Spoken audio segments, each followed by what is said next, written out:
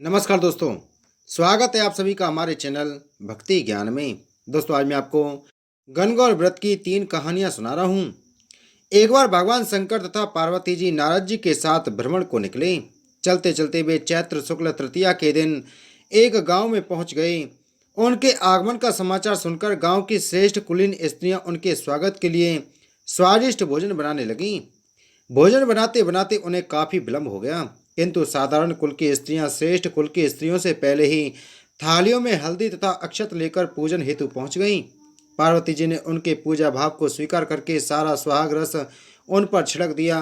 वे अटल सुहाग प्राप्ति का वरदान पाकर लौटी। तत्पश्चात उच्च कुल की स्त्रियों ने अनेक प्रकार के पकवान लेकर गौरा जी की और शंकर जी की पूजा करने पहुंची। सोने चांदी से निर्मित उनकी थालियों में विभिन्न प्रकार के पदार्थ थे। उन स्त्रियों को देखकर भगवान शंकर ने पार्वती जी से कहा, तुमने सारा सुहाग रस तो साधारण कुल की स्त्रियों को ही दे दिया, अब इन्हें क्या दोगी? पार्वती जी ने उत्तर दिया, प्राणनाथ, आप इसकी चिंता मत कीजिए। उन स्त्रियों को मैंने केवल ऊपरी पदार्थों से बना रस दिया है, इसलिए उनका रस धोती से रहेगा, परंतु मैं इन उच्च कुल की स्त्रियों को अपनी उंगली चीरकर अपने रक्त का सुहाग रस दूंगी। यह सुहाग रस जिसके भाग्य में पड़ेगा वह तनमन से मुझ जैसी सौभाग्यवती हो जाएगी। जब स्त्रियों ने पूजन समाप्त कर दिया तब पार्वती जी ने अपनी उंगली चीरकर उन पर छिड़क दी। जिस पर जैसा छींटा पड़ा उसने वैसा ही सुहाग पा लिया। तत्पश्चात भगवान शिव की आज्ञा से पार्वती जी ने नदी तट पर स्नान किया और बालू की शिव मूर्ति बनाकर पूजन करने लगी। पूजन के बाद बालू के पकवान बनाकर शिव जी को भोग लगाया। प्रदक्षिणा करके नदी तट की मिट्टी से माथे पर तिलक लगाकर 2 खंड बालू का भोग लगाया। इतना सब करते करते पार्वती जी को काफी समय लग गया। काफी देर बाद जब वे लौट कर आईं तो महादेव जी ने उनसे देर से आने का कारण पूछा। उत्तर में पार्वती जी ने झूठी कह दिया कि वहां मेरे भाई भावज आदि मायके वाले मिल गए थे, उन्हीं से बातें करने में देर हो गई। परंतु महादेव तो महादेव ही थे, वे कुछ और ही लीला रचना चाहते थे। अतः उन्होंने पूछा, पार्वती, तुमने नदी के तट पर पूजन करके किस चीज का भोग लगाया था और स्वयं कौन सा प्रसाद खाया था? पार्वती जी ने पुनः झूठ बोल दिया, स्वामी, मेरी भावज ने मुझे दूध भात खिलाया, उसे खाकर मैं सीधी यहाँ चली आ रही हूँ। यह सुनकर शिवजी भी दूध भात खाने के लालच में नदी तट की ओर चल दिए। पार्वती जी दुविधा में पड़ गईं। तब उन्होंने मौन भाव से भगवान बोले शंकर का ही ध्यान किया और प्रार्थना की, हे भगवान, यदि मैं आपकी अनन्य दासी हूँ तो आप इस समय मेरी लाज रखिए। यह प्रार्थना करते हुए पार्वती जी भगवान शिव जी के पीछे पीछे चलती रहीं। उन्हें दूर नदी के तट पर माया का महल दिखाई दिया। उस महल के भीतर पहुंचकर वे देखती हैं कि वहां शिव जी के साले तथा सलहेज आदि परिवार उपस्थित हैं।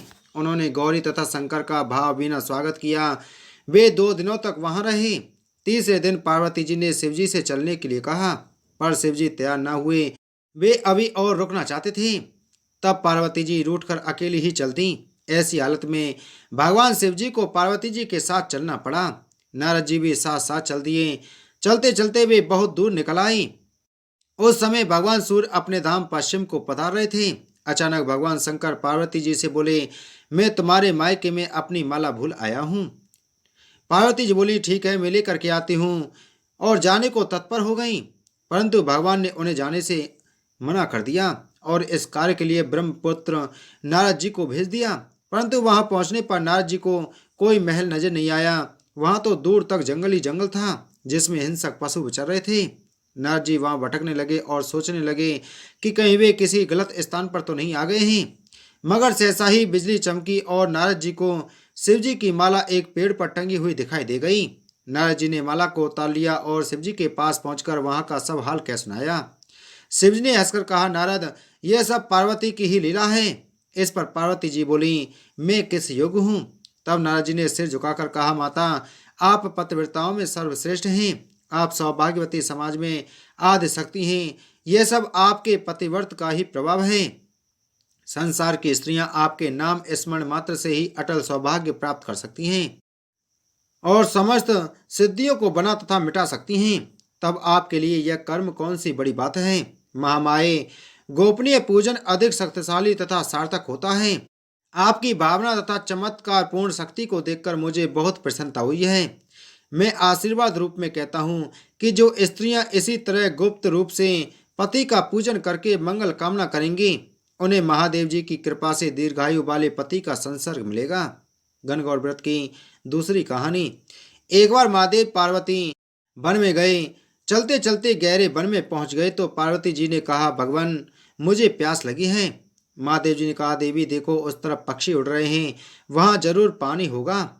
पार्वती जी वहां गई। वहां एक नदी बह रही थी। पार्वती जी ने पानी की अंजलि भरी तो दूब का गुच्छा आया, और दूसरी बार अंजलि भरी तो टेसू के फूल, तीसरी बार अंजलि भरने पर ढोकला नामक फल आया। इस बात से पार्वती जी के मन में कई तरह के विचार उठे, पर उनकी समझ में कुछ नहीं आया। महादेव जी ने बताया कि आज चैत्र माह की तीज है।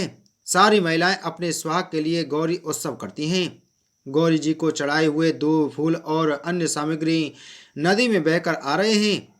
पार्वती जी ने महादेव जी से विनती की, हे स्वामी, 2 दिन के लिए आप मेरे माता पिता का नगर बनवा दें, जिससे सारी स्त्रियां यहीं आकर गणगौर व्रत उत्सव को करें और मैं खुद ही उनको सुहाग बढ़ाने वाला आशीर्वाद दूं।